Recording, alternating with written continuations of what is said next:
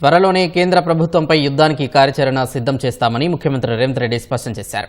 కేంద్రం నుంచి రావాల్సిన నిధులపై పోరాడతామని ఆయన తేల్చి చెప్పారు. గాంధీ భవన్లో జరిగిన యూత్ కాంగ్రెస్ అధ్యక్షుడు శివచరణ్ రెడ్డి ప్రమాణ స్వీకార కార్యక్రమంలో పాల్గొన్న ముఖ్యమంత్రి రేవంత్ రెడ్డి ప్రజల్లో ఉన్న నాయకులకే పార్టీ పదవులు, ప్రభుత్వంలో చోటు లభిస్తుందన్నారు. నిత్యం ప్రజా సమస్యలపై పోరాడాలని సీఎం సూచించారు. కేసీఆర్ దగ్గర ఎంత డబ్బున్నా ప్రజామోదం లేక ఓడిపోయారని సీఎం తెలిపారు. ప్రజా మద్దతుతో మరో 4 సార్లైనా కాంగ్రెస్ పార్టీ గెలుస్తుందని రేవంత్ రెడ్డి ధీమా వ్యక్తం చేశారు.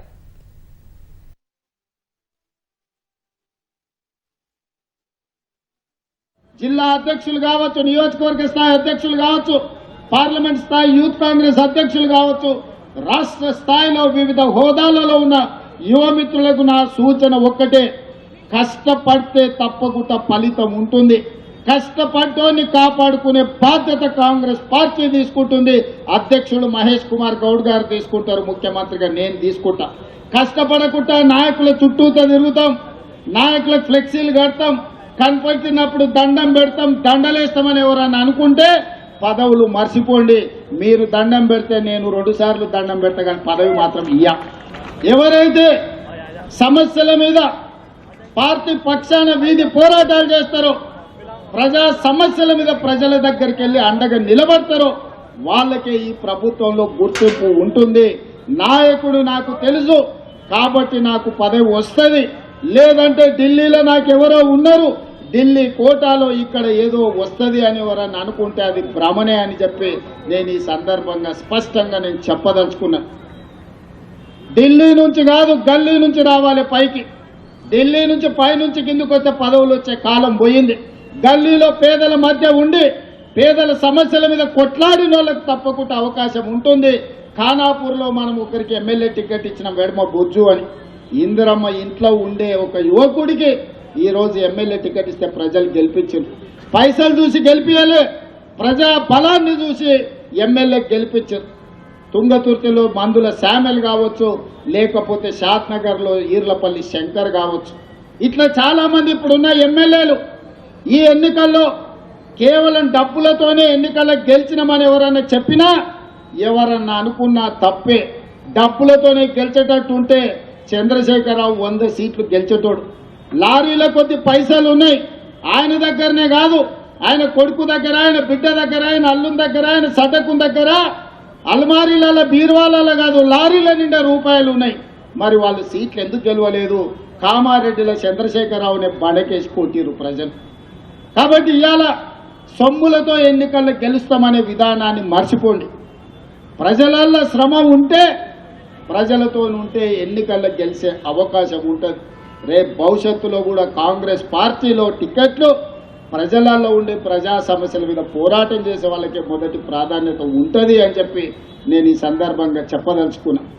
నిన్నమని ఆయన అన్నాడు కేసీఆర్ గారు, నేను కొడితే గట్టి కొడతాను. నేమన్నా చెప్పిన, అయ్యా ఏందయ్యా కొట్టనికి, అది ఏమన్నా ఫుల్లా ఆఫా గట్టి కొట్టనికి అని అడిగింది.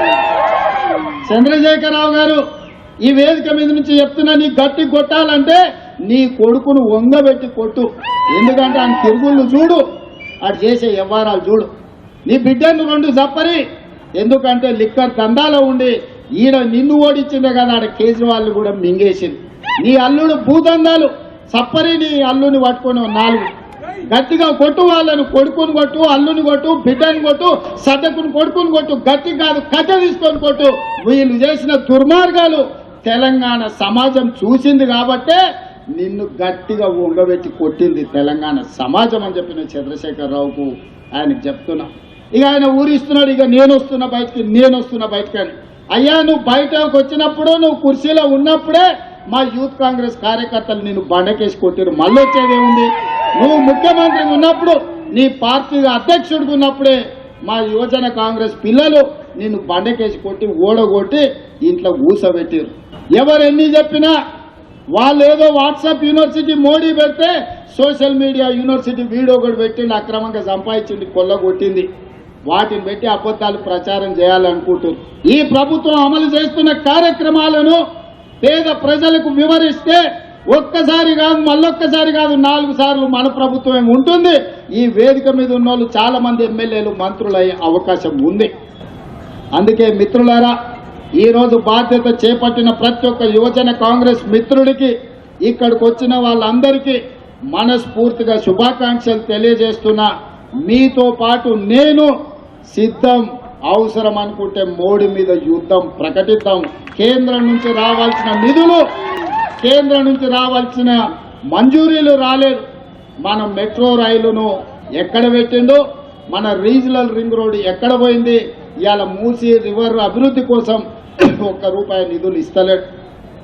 కిషన్ రెడ్డి గారు, బండి సంజయ్ గారు తెలంగాణ సమాజానికి సమాధానం చెప్పాలి.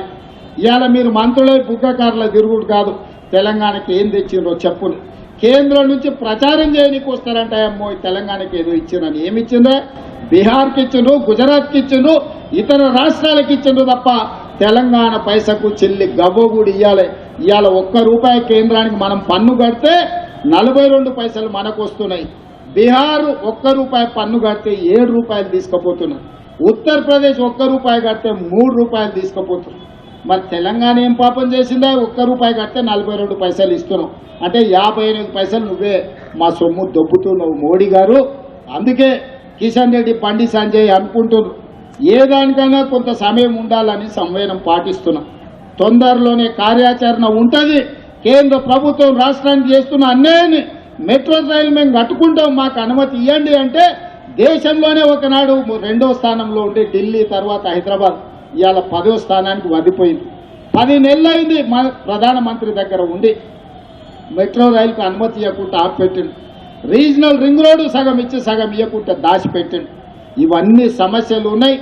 ఈ అన్ని సమస్యల మీద కార్యాచరణ తీసుకుంటాం.